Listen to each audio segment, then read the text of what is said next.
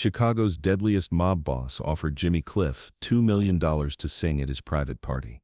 Jimmy's Rastafarian response triggered a war that ended organized crime's Las Vegas empire. It was November 12, 1977. At the Sands Hotel in Las Vegas, Jimmy Cliff had just finished a successful three-night residency, introducing American audiences to the spiritual power of reggae music. He was in his dressing room, preparing to fly back to Jamaica, when two men in expensive suits knocked on his door. The men didn't look like typical music industry executives. They were too well-dressed, too serious, and too comfortable with the kind of authority that comes from never being told no. When Jimmy opened the door, the larger man spoke with a thick Chicago accent. "Mr. Cliff, my name is Vincent Romano.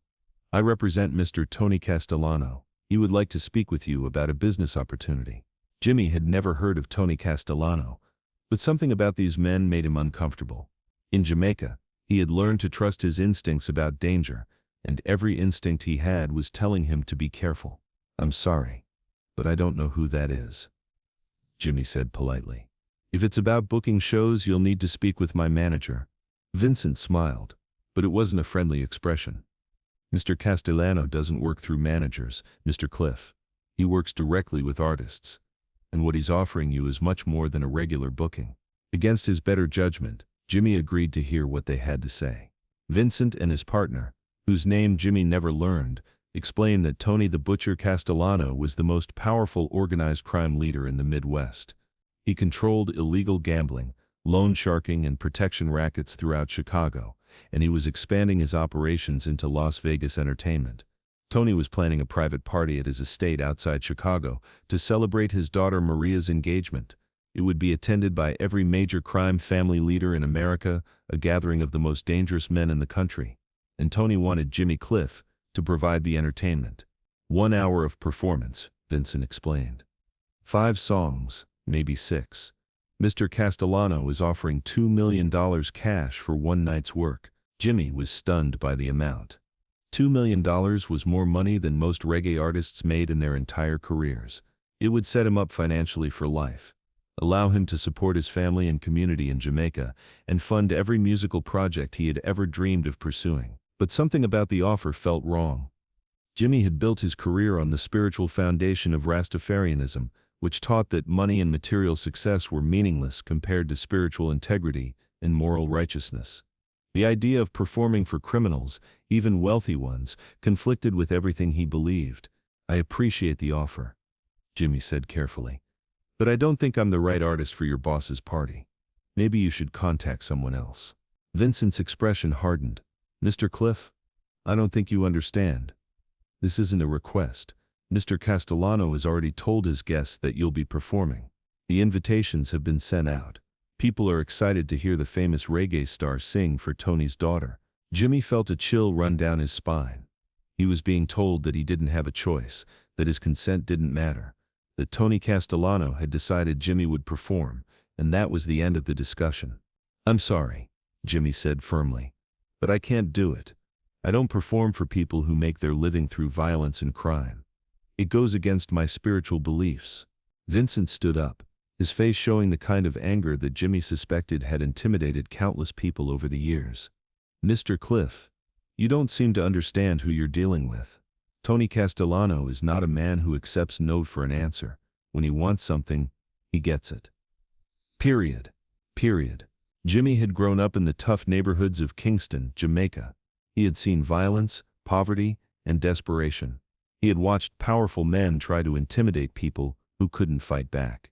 But he had also learned from his Rastafarian faith that spiritual strength was more powerful than any physical threat. "I understand exactly who I'm dealing with," Jimmy responded, his voice calm but unwavering. "And my answer is still no. I don't care how much money you're offering or how powerful your boss thinks he is. I won't compromise my spiritual beliefs for anyone." Vincent looked shocked. He clearly wasn't used to people standing up to Tony Castellano's demands, especially when $2 million was on the table. He leaned forward, lowering his voice to a menacing whisper. "Mr. Cliff, I hope you understand what you're walking away from. This kind of money doesn't come around twice, and Mr. Castellano doesn't make offers like this to just anyone. You're making a mistake that you might regret."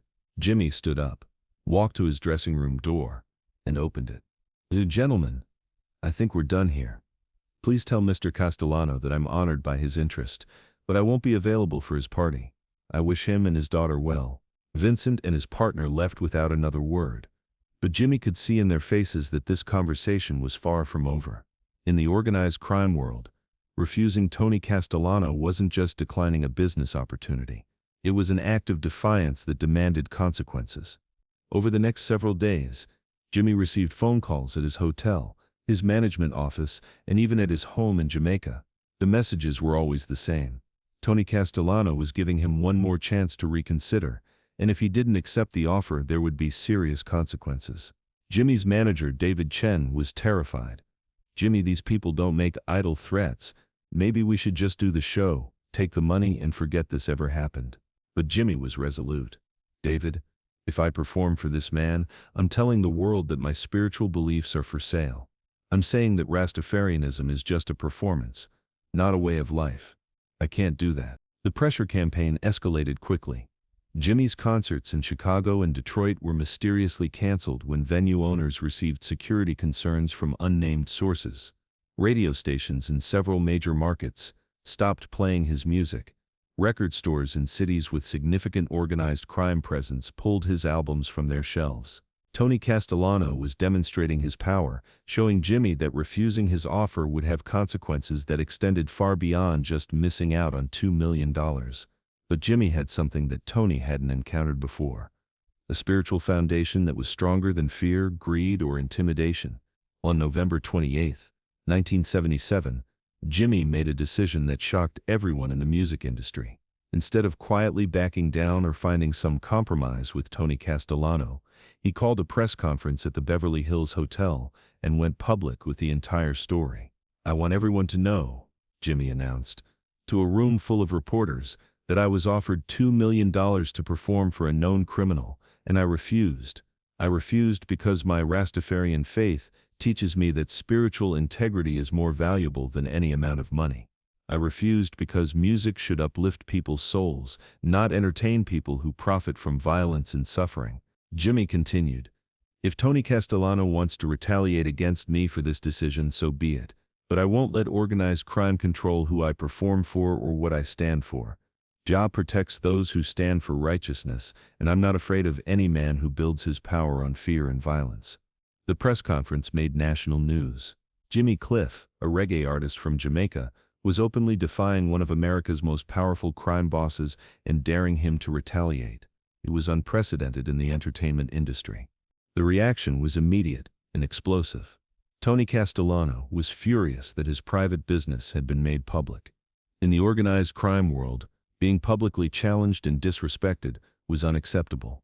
Tony's reputation depended on everyone believing that he could force anyone to do anything he wanted. Within 48 hours of Jimmy's press conference, Tony made a decision that would ultimately destroy his entire criminal empire. He put a $500,000 contract on Jimmy Cliff's life and made it known throughout the underworld that killing the reggae singer would be considered a favor to the Castellano crime family. But Tony had made a critical miscalculation. Jimmy Cliff wasn't just a musician. He was an international figure with fans and supporters around the world. The Rastafarian community, civil rights organizations, and music industry leaders all rallied to his defense. More importantly, the FBI had been trying to build a case against Tony Castellano for years without success. Jimmy's public revelation of Tony's attempted coercion gave federal agents the opening they needed to launch a comprehensive investigation into organized crime's infiltration of the entertainment industry. FBI agent Patricia Morrison, who had been tracking Tony's operations for 5 years, later said, "Jimmy Cliff's courage in going public gave us the justification we needed to wiretap phones, surveil meetings, and investigate financial transactions that had been off-limits before." His refusal to be intimidated became the key that unlocked our entire organized crime investigation. The federal investigation revealed a massive network of criminal activity throughout Las Vegas entertainment venues. Tony Castellano and other crime bosses had been using threats, violence, and financial manipulation to control which artists performed where, taking percentages of earnings, and using entertainment venues to launder money from illegal activities. As the investigation expanded, it became clear that Jimmy's refusal to perform at Tony's party had exposed a system of criminal control that had been operating in the entertainment industry for decades.